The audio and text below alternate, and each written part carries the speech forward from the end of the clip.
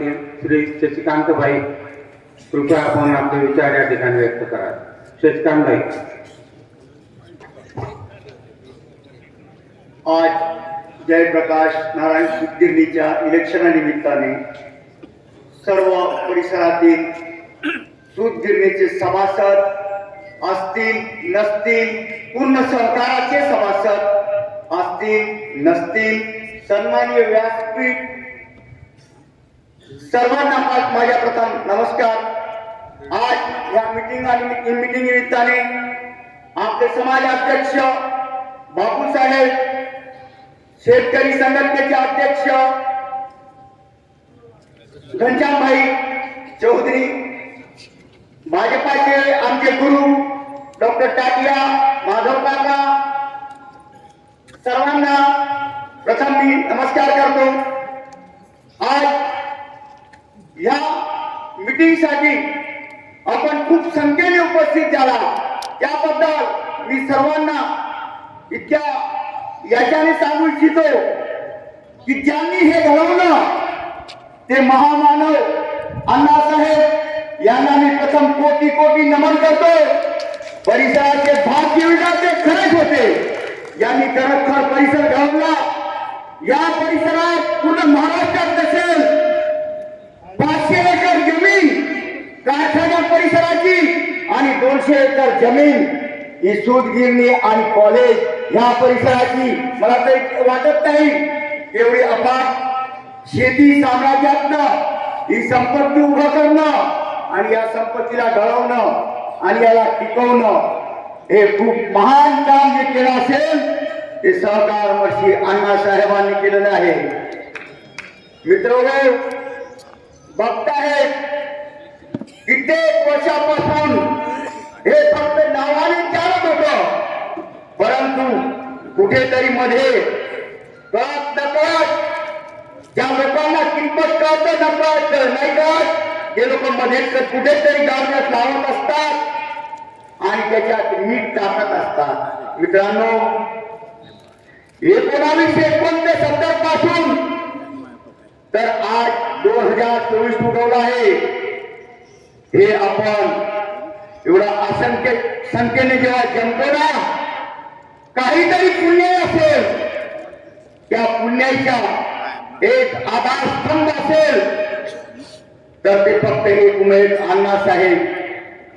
मित्रांनो, 72 पासून कारखाना सुरू केला आणि तो कारखाना सुरू करण्याच्या अगोदर 3 वर्ष गावोगावी हिंडून प्रत्येक गावात त्यावेळेची परिस्थिती प्रत्येकाला कल्पना आहे. 100 घरामधून 90 घरं ही मातीची असायची. मित्रांनो, 10 घरं ही कुठे कुठे काँक्रीटची असायची. ते काही बाकीचे आणखी 5 घरं पत्रे ठेवलेले असायचे. तरी त्यावेळेचं महत्व एवढं होतं की अण्णासाहेब वकिली सोडल्यानंतर काहीतरी विचार केला आणि त्या विचारातनं प्रत्येक गावात लोकांना भेटून सहकार कसा आपण सहकाराच्या माध्यमातून कसे हे परिसर आणि परिसराचे लोक सुखी होतील ही एक मोठी संकल्पना करून साहेबांनी 1972 साली लोकांच्या सहसंमतीने, सभासदांच्या सहसंमतीने, मग त्या सहसंमतीला घरातून माता भगिनींनी सुद्धा नकार दिला नाही. बघा किती मोठा विश्वास. आणि आता घराघरात भावांचं काय चालतं, मुलांचं काय चालतं, सुनांचं काय चालतं आपण प्रत्यक्ष बघत आहोत. मित्रांनो, त्यावेळेस हा परिसर उभा करण्याचा विचार करून परिसरात शेतकरी राजा कसा सुखी होईल आणि गरिबांच्या हाताला कसं काम मिळेल याच्यासाठी 72ला एक सहकारी साखर कारखाना केला आणि त्या साखर कारखान्याच्या माध्यमातून परिसरात ऊस लागला. ऊसासाठी जे मजूर बाहेरून येणारे ऊस बागायतदार यांना खूप मोठ्या संख्येने काम मिळालं. मित्रांनो, 72 पासून तर 1995-96 पर्यंत कारखान्याला गतवैभव खूप मोठं लागलं. 1979 ला सूतगिरणीचा ठराव पास केला 1979 नंतर 83 ला सूतगिरीला बांधकाम सुरुवात झाली आणि मित्र हो 85 ला सूतगिरणी सुरू झाली. 85 पासून तर 2018 पर्यंत सूतगिरणीला पुरेसा कापूस मिळत होता, वेळेवर पैसा दिला जात होता, सुखी शेतकरी झाला होता.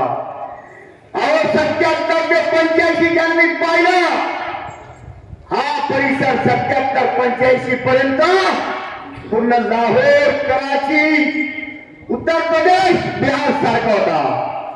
परंतु साहेबांनी 85 नंतर सूतगिरणी झाल्यानंतर परिसरात प्रत्येक गरिबांना इतकं काम मिळायचं आणि त्या कामाच्या माध्यमातून हे शांतता आज आपल्याला जी लाभली आहे आणि परिसर कुटुंबही झाला आहे. 85 ते 90 खूप जोमाने परिसरात काम चाललं. मध्यंतरी कारखान्याला पूरक म्हणून डिस्टलरी ओपन केली. परंतु 89-90च्या ठरावाला ज्यावेळेस पेपर प्लान, कारण त्यांना माहित होतं आजचे युग आपण पाहतोय ते दिवसातनं लाखो टन कागद हा झेरॉक्स चालतो, फक्त झेरॉक्स. मित्र हो, हे आजचं भविष्य त्यांना माहित होतं म्हणून त्यांनी पेपर प्लान हा 89 ला ठराव करून पेपर प्लान हा 93 ला सुरू झाला. परंतु 93-94 जो कागद निर्माण झाला तो कागद पूर्ण महाराष्ट्रभर नाही पूर्ण देशभर गाजला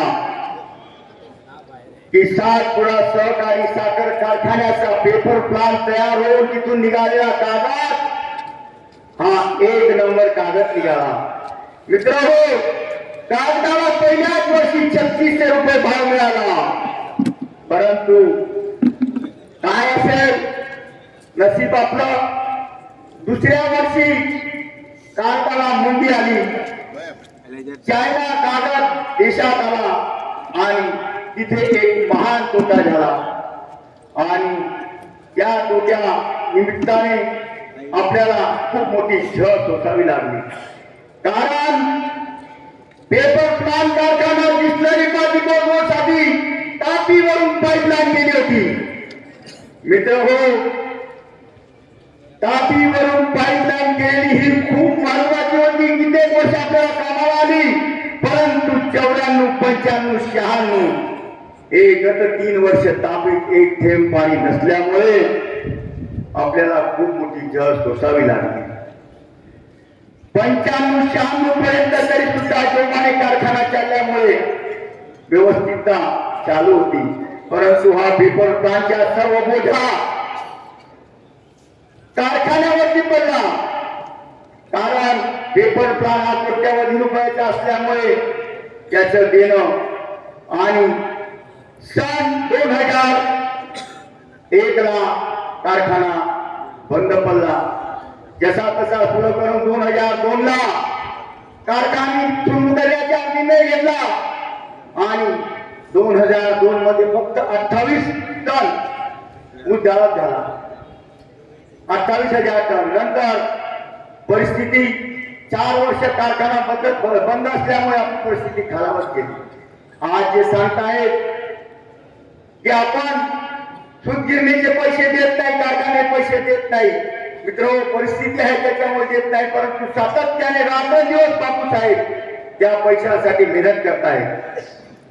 आज सूतगिरणीच्या भाग भांडवल देणं फक्त सभासदांसाठी 4 कोटी 4.25 कोटी आणि कर्मचाऱ्यांचं देणं हे फक्त 2 कोटी रुपये. कोणी सांगतं 10 कोटी 12 कोटी, कुठेच नाही. आज कारखाना हा सांगतात बंद होईल, कारखाना सुरू होईल. सभासदांचे पैसे नक्की दिले जातील, सूतगिरणीचे पैसे सुद्धा नक्की दिले जातील. मित्र हो, आज ज्या वेळेस कारखान्यात सर्व सुख समृद्धी होती त्यावेळेस आपण प्रत्येकाला पाहिलं आहे. प्रत्येक जण तिथे कुठलाही कार्यक्रम असला तर हजारोच्या संख्येने उपस्थित राहत होतो. आज बॅरेजचं पाहिलं, तापी बॅरेजचं सतत बापूसाहेब 2014 पासून पाण्यासाठी आजपर्यंत 2014 ला 41 कोटी रुपये मंजूर झाले. त्या ठिकाणी काम पूर्णत्वावर होणार नव्हतं. बापूसाहेबांनी त्याचा पाठपुरावा करून आज 105 कोटी रुपये मंजूर झाले. त्याच्या परिसराला खूप मोठा एक पाठपुरावा करून फायदा करून घेण्यासाठी आणखी दुसरे जिजाऊराव नाना यांनी मदत केली आहे.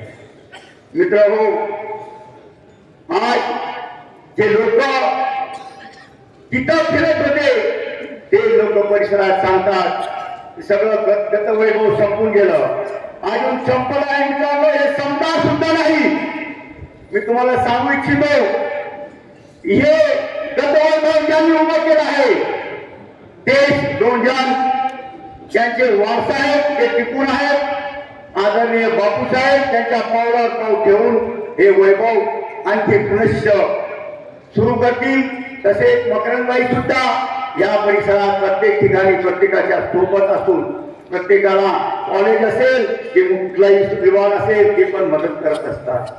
आज मी सर्वांना सांगू इच्छितो, 20 वर्ष 25 वर्ष अगोदर अशाच प्रकारे आज जो आहे तो मीडिया आणि व्हॉट्सअपच्या जमाना राहिला असता तर मित्रांनो आज हे जे गावागावात अण्णासाहेबांच्या कर्तृत्वाला विरोध करत आहेत ते कुठे गल्लीत सुद्धा दिसले नसते, हे लक्षात ठेवा.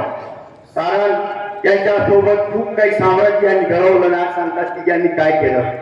आज मी सांगू इच्छितो, लोकनायक क्षेत्रात जाण्याच्या सुटगिरीला 24 तारखेला जे मतदान आहे त्या मतदानासाठी आपण